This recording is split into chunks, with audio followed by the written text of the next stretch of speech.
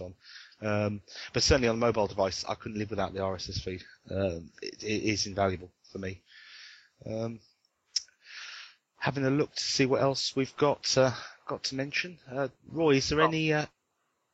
We've covered lots to do with copyrights recently, and that's really important. And I also found a post from a person called Scott, who used to be a very prominent proponent of open source, free software, and so on.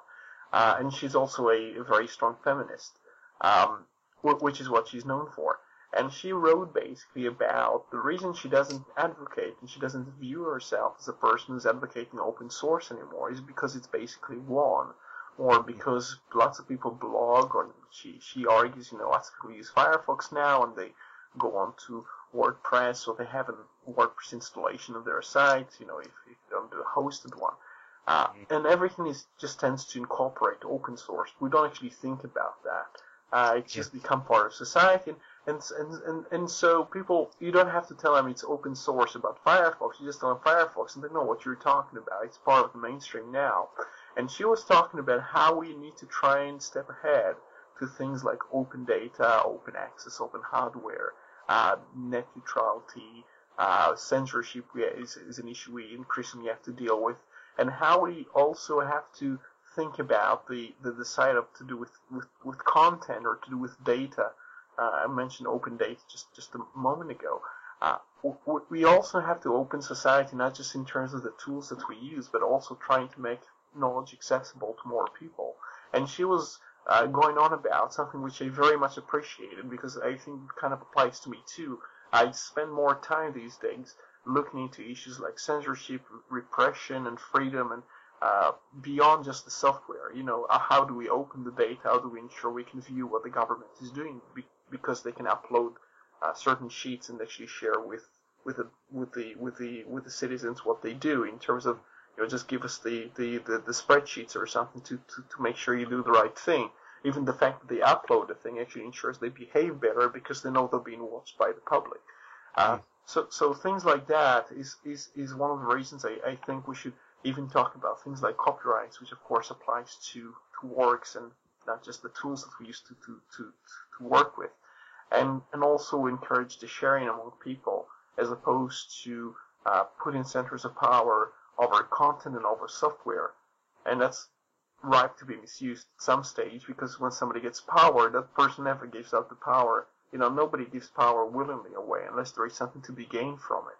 So if we give a lot of power to a software company, like I kind of fear a situation where lots of people will just buy Apple for everything. And Apple will feel very, very powerful, and they'll just do what Microsoft has been doing for many, many years, and still to an extent does.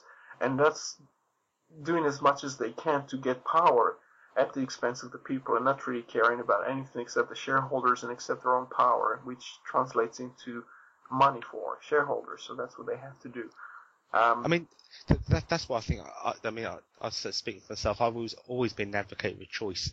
I think it doesn't market no harm. Fine, let there be Microsoft, let there be Apple, but let there be other choices as well, so people can try for themselves and break out of a more locked-in environment if they wish. I think open standards will come to bear to anybody who's moved to Linux, and they'll start to see the importance. You say that people are blogging about free and open source software now, and it's being used everywhere, and it's not so much a focus, and I completely agree, which is a nice thing, because when I started this particular blog, OpenBytes, in 2008, it was sort of a concept which was maybe discussed, and people would know a package. If you mentioned Firefox, they'd say, oh, that's open source, right? Well, and there wasn't a lot of interest. But now, as we've got Android and there's all these devices coming out, and it's more commonplace, it is sort of, not, I don't want to say old news, but we're moving on now, and open standards is certainly one of the next subjects on the agenda.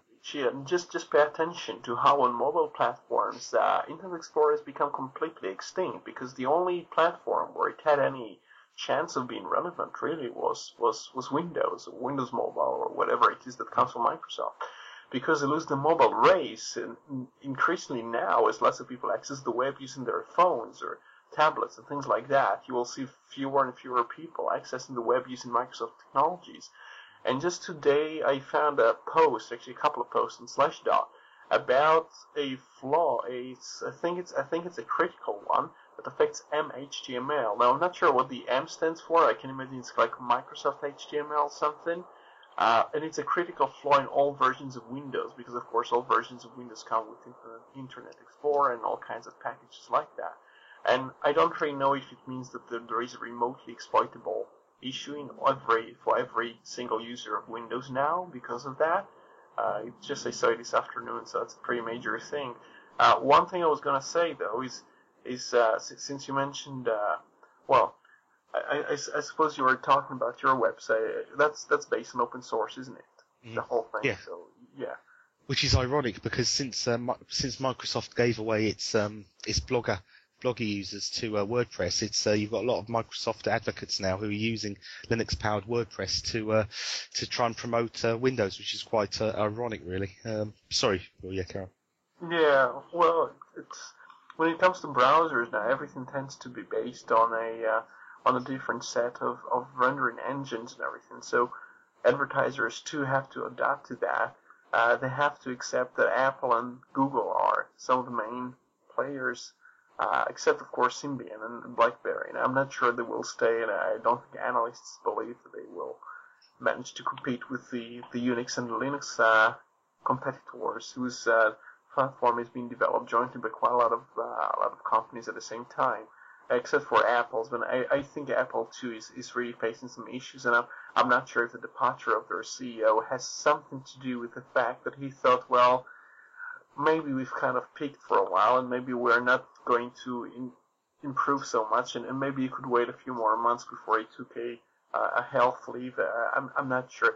I'm not sure. One thing I did point out in my blog was that the following day, or just about as soon as he left, there was an antitrust action in Belgium against, or there was an investigation towards an antitrust action against Apple in Belgium. So it just kind of seems like they get into some not so easy times. And of course, as soon as Steve Jobs announced that he was leaving the company, the stock basically dropped by quite a few percent. And I don't really know what's going to happen next. But in terms of tablets, I did see an article predicting that as much as people talk about the I call it the hype pad, the device that's a tablet of Apple, is going to have to compete with a lot of different companies. It's the same situation as with phones. You've got Acer and you've got Lenovo and you've got Dell and HP, and every single company wants to take this market away from Apple, and they're all going to use Linux to do that. Just about all of them will use some form of a Linux distribution. Some will use MeeGo, some will use WebOS, and mostly Android, I believe. Android 2.0 is coming out. I mean, I think Apple does have an advantage of sorts. Unlike Microsoft when it's trying to compete with the phones, I think Apple does have the advantage of, rightly or wrongly, by a lot of people, the Apple brand name is seen as something that is fashionable. I think a lot of people will migrate towards an Apple logo purely because of the branding. I mean, we live in a very sort of fashion conscious environment, certainly around London. And I think there are a large group of people who still will be customers of Apple because of the logo, and I think that's where probably Apple deserve a lot of credit, because they have really cornered the market on a fashionable piece of computer hardware, which 5-10 years ago, would be seen as geeky and a solitary experience sitting as a bedroom code or whatever, and computing really wasn't trendy in inverted commas until Apple got their logo on things, and I think they deserve some credit for that, because they've managed to package their products very, very carefully. I speak to my wife about her Mac all the time, and I say to her, "What do you like about it?" She doesn't know, and I do intend to get her onto the show one time, because I want to ask her to give her views on the Mac as a user who has no real interest in anything that works underneath the keyboard. She has no interest in patents or anything like that. She just uses the Mac, and that's it. And the brand logo itself is a very, very powerful piece of marketing, and that's going to be the difficulty for a large section of the customer base. I would expect, and I think it's one of the areas I think Linux has actually managed to overcome. As soon as you have the big vendors standing behind Linux, and you don't have to have the small businesses trying to sell, Okay, let's just say we're not talking about just pre-installing Ubuntu or something on a Dell PC, because people will still view it not so much as a Dell PC, but as a Dell Ubuntu PC. But when you have a company that's packaging Android and basically rebadges the thing and themes the whole environment based on the